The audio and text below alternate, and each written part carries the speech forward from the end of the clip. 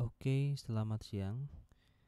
Kali ini saya akan memberikan tutorial bagaimana cara mendapatkan titik-titik lokasi tanpa melakukan survei lapangan atau survei GPS. Nah, sebetulnya cara ini eh, cukup akurat, tetapi tidak bisa dikatakan 100% valid karena cara yang digunakan ini adalah menggunakan metode remote sensing ya. Jadi kita tidak melihat langsung objek di lapangan, sehingga sebetulnya cara ini bisa digunakan, tetapi akan lebih baik apabila ketika Anda melakukan analisis itu kalian juga observasi dan cross check lapangan. Apakah titik lokasinya itu sesuai atau tidak sesuai. Nah, di sini saya ambil contoh. Saya membutuhkan data titik persebaran lokasi sekolah dasar yang ada di Kota Semarang misalkan. Untuk saya analisis ya. Jadi misalkan di sini saya cari dulu SHB Semarang. Nah, misalkan saya tidak punya data titik persebaran sekolah dasar. Nah, bagaimana caranya tanpa melakukan survei? Atau hal ini bisa dilakukan apabila Anda ingin mendapatkan gambaran awal. Jadi di mana saja persebaran SD atau mungkin persebaran fasilitas lain yang bisa di-search ya. Selama bisa di-search berarti ada kemungkinan metode ini dapat dilakukan. Nah, karena ini merupakan cara yang simple, atau saya bisa bilang cara ini sedikit ada hackingnya, ada cara cheatingnya. Jadi ketika Anda nanti suatu saat mengerjakan tugas yang betul-betul ingin mengetahui lokasi titiknya, kalian harus melakukan cross check lapangan dengan observasi ya, dengan pengamatan supaya data yang Anda analisis itu valid.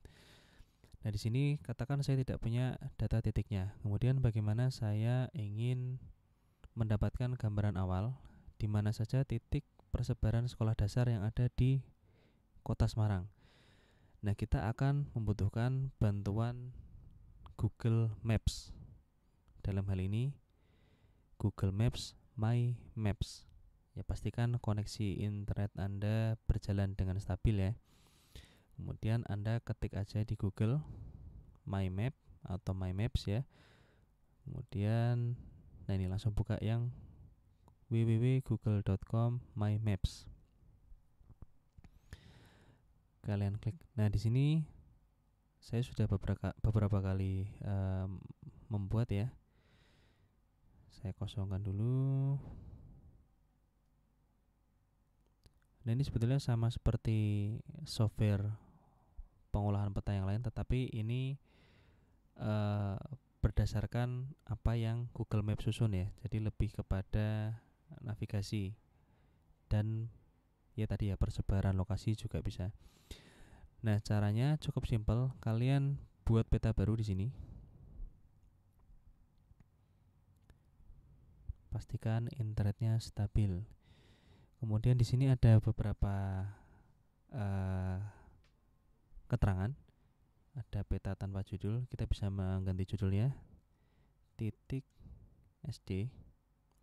Deskripsi bisa Anda tambahkan atau bisa di skip aja. Kemudian klik simpan. Setelah itu di sini ada lapisan.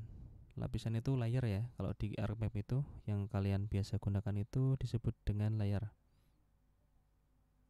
Di sini saya beri layer titik SD. Nah, fungsinya layer ini apa? Misalkan Anda ingin membutuhkan beberapa titik, nggak cuma titik SD, misalkan SD, SMP, SMA, tetapi Anda ingin terpisah, jadi Anda menempatkan dalam layer masing-masing ya. Nanti kalau SD masuknya ke layer SD, SMP ke SMP, dan seterusnya. Nah, kemudian setelah itu, nah, dan ada tips lagi yang ketika Anda melakukan My Maps ini, pastikan Anda login di akun Gmail Anda. Kemudian pastikan di drive Anda itu masih tersisa ruang penyimpanan yang cukup, atau jangan sampai habis ya, supaya bisa tetap kita melakukan penyimpanan titik dari Google Map ini, karena akan membutuhkan ruang penyimpanan dalam Google Drive. Setelah itu kita langsung masuk ke caranya. Kita cari SD di Kota Semarang, kemudian klik enter. Nah, di sini akan keluar ya, cukup banyak SD yang ada di Kota Semarang. Tetapi saya yakin ini belum semua sekolah dasar yang ada di Kota Semarang. Nah, ada tips lagi untuk kalian yang mungkin ingin lebih detail. Kalian bisa nyari dalam skup kecamatan, misalkan SD di Kecamatan Tembalang, SD di Kecamatan Banyumanik, SD di Kecamatan Semarang Tengah, dan seterusnya dan seterusnya. Karena ini hanya contoh, saya hanya akan memberikan step-stepnya. Nah, setelah itu, setelah keluar, ini adalah sugesti dari titik-titik atau suggestion ya, dari titik-titik yang ada, titik SD yang ada di Kota Semarang, SD Al-Azhar, SD Negeri 03 Sompok, dan seterusnya. Nah, kemudian titik ini akan kita konversi menjadi shape file agar bisa dibuka di dalam ArcMap. Kita untuk memudahkan, kita masukkan ke layar titik SD dulu. Kalian klik plus. Nah, nanti akan otomatis masuk ke titik SD.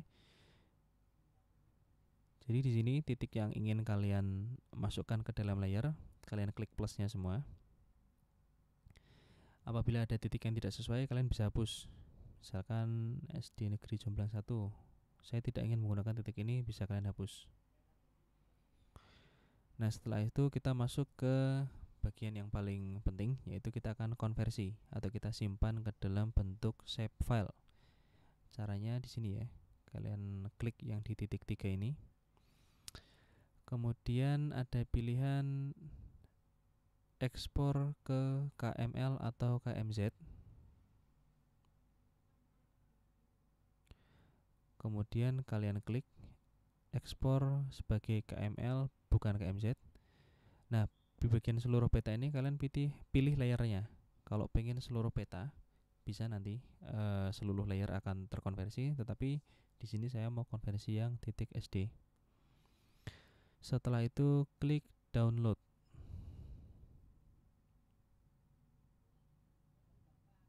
Oke.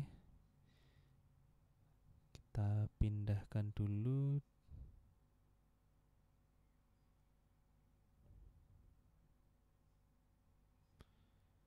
Setelah itu kita mulai bekerja di lembar kerja ArcMap. Nah, berhubung tadi bentuk filenya adalah KML, sehingga kita tidak bisa langsung add data. Jadi kita membutuhkan bantuan dari ArcToolbox. Kemudian masuk ke Conversion Tools, pilih yang From KML. Ini ya, From KML, double klik di KML to layer. Kemudian masukkan input KML-nya, file yang tadi kalian simpan dari Google Map My Maps. Titik SD, kemudian klik open. Seperti biasa di penyimpanannya kalian sesuaikan. Atau bisa secara default itu ada di ArcGIS. Kemudian namanya, setelah itu klik OK. Seperti biasa akan ada proses. Oke, ini adalah hasilnya. Jadi dari titik-titik yang kalian lihat di My Map tadi, Google Map, akan bisa digunakan di dalam ArcMap. Ini juga bisa diperlakukan seperti SHP pada umumnya. Jadi kita bisa mengganti simbol, kemudian kita bisa mengganti labeling.